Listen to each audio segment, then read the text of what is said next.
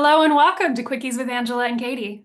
I'm Angela Dawn of Authentic Heart Coaching. I'm a tantric sex coach helping couples get closer. And yes, I do mean that literally.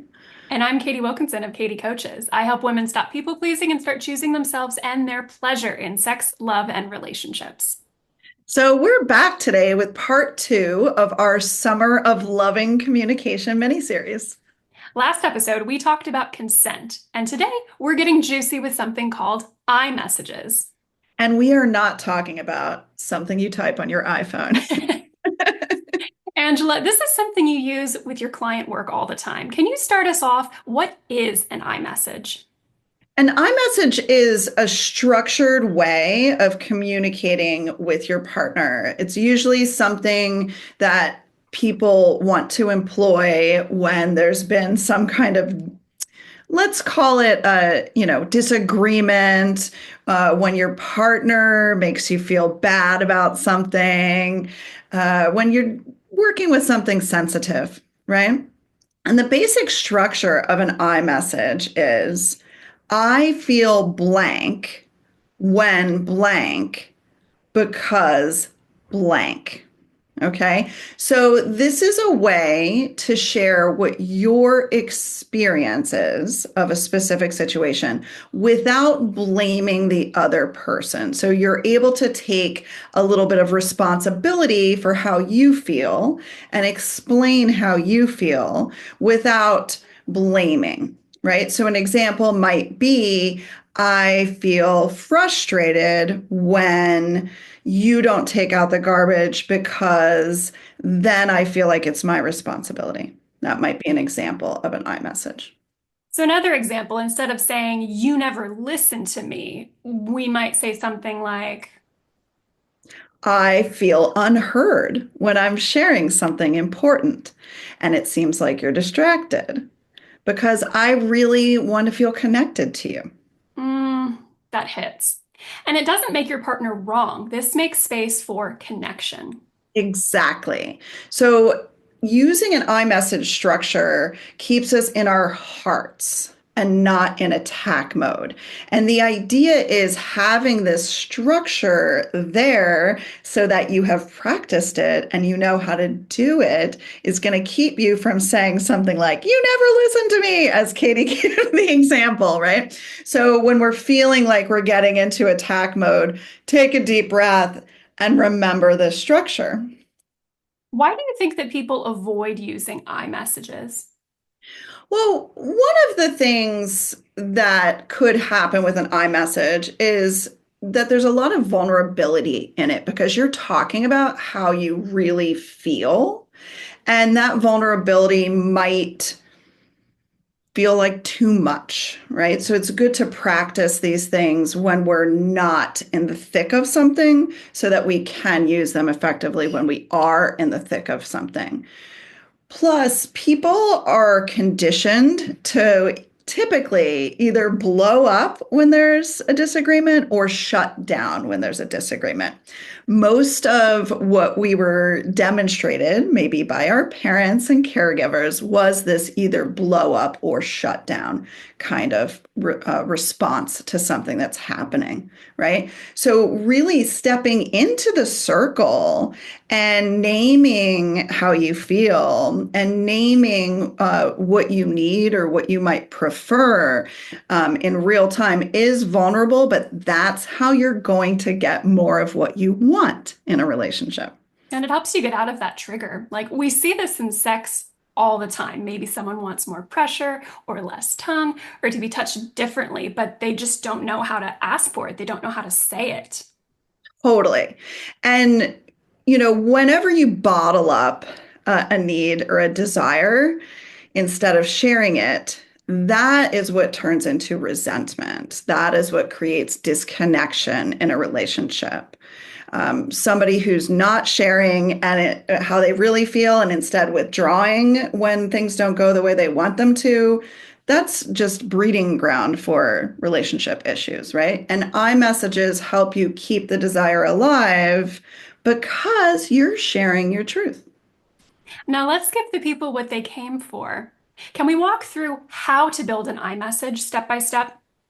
Absolutely. Yeah. The basic formula is I feel, and then you state the emotion when and state the situation because and state the meaning or impact.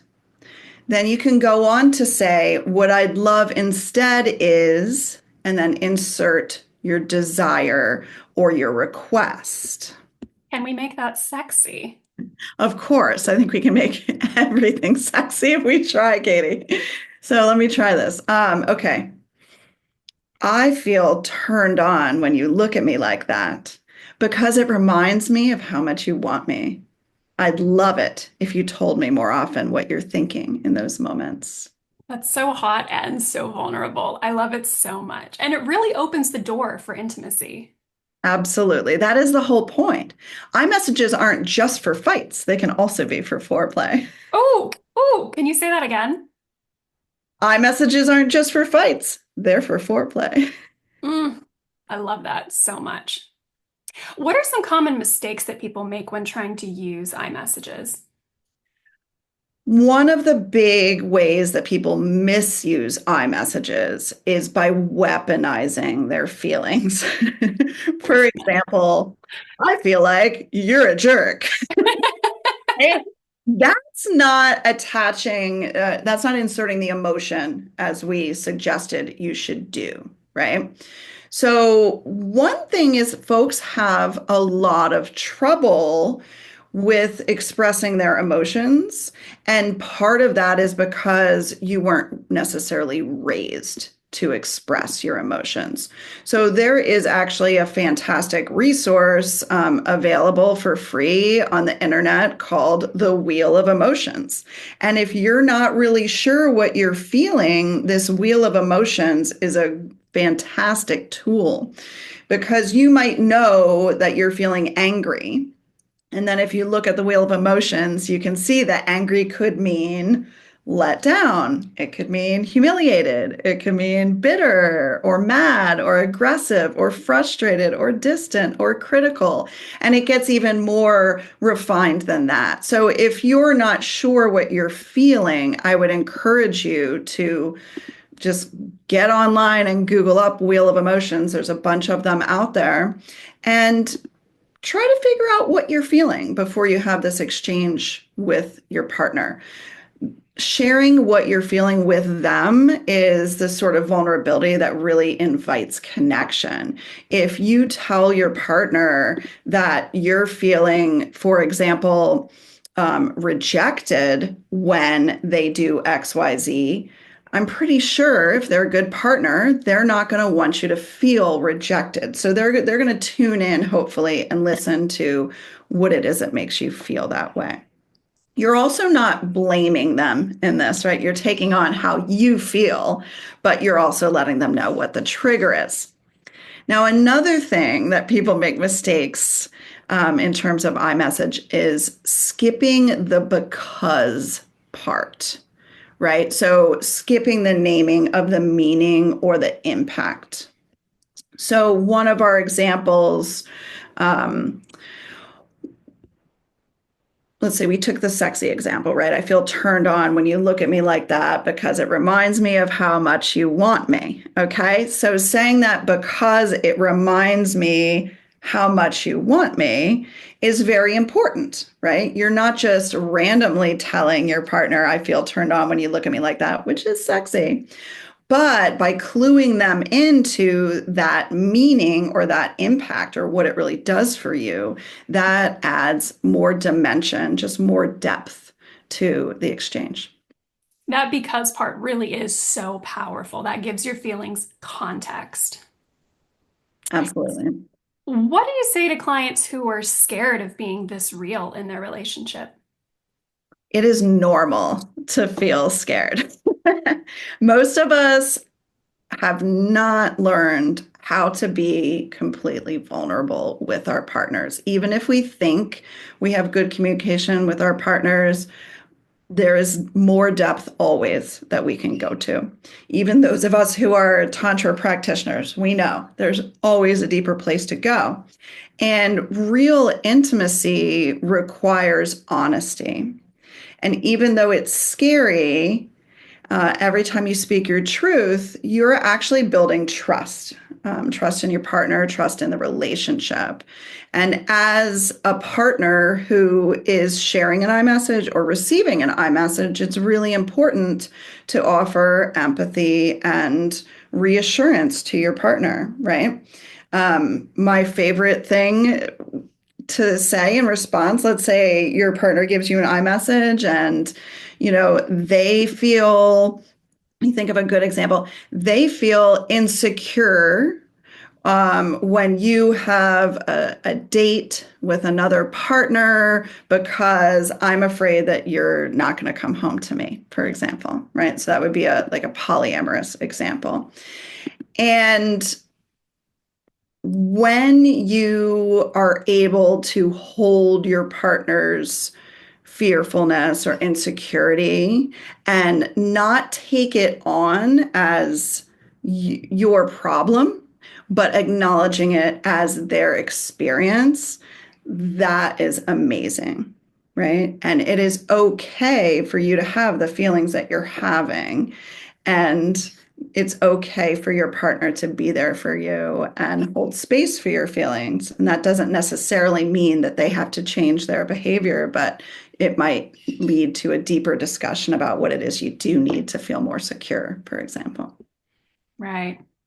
So if someone wanted to start using iMessages today, like in their next conversation, which we all should, where should they begin?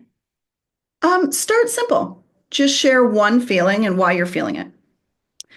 So you could try something like, I feel appreciated when you make me coffee in the morning because it shows me you're thinking of me. Mm. And you can even follow that with something playful like, when I know you're thinking of me, it makes me want to run my hands all up and down your chest and rip your shirt off. Exactly. Yeah. It doesn't have to be stiff or serious. This can be a tool for deeper connection, more joy, and better sex, no matter the situation. Okay, so to wrap up, today we talked about iMessages, how they work, and why they're such a powerful tool for loving communication. And we gave you the basic formula, some sexy examples, and some encouragement to start using them today. And if you want even more tools for communication and intimacy, check out our website and courses. We've got lots more where that came from. We've got our free passion and desire guide for men and our pussy whispering masterclasses for couples, all linked in the show notes. What other offers do you have up your sleeve today, Angela? I'm so glad you asked, Katie. We have something new in Annapolis. It is the Pleasure Series. They are workshops for embodied intimacy. Most of my workshops are for couples. This is not for couples. Anybody can come to these. It is for you to reclaim your pleasure, reawaken your body, and rediscover your intimacy. We'll be having these workshops in August, September, and October, so check it out. Thank you for listening to Quickies with Angela and Katie. Be sure to follow us on Apple, Spotify, and YouTube. And please leave us a review if you love what you're hearing. You can find me at Authentic Heart Coaching on Instagram and at AuthenticHeartCoach.com. And I'm at Katie Coaches and katiecoaches.com. And we'll see you next time for episode 3 of our Summer of Loving Communication series. Until then, keep speaking your truth and loving out loud.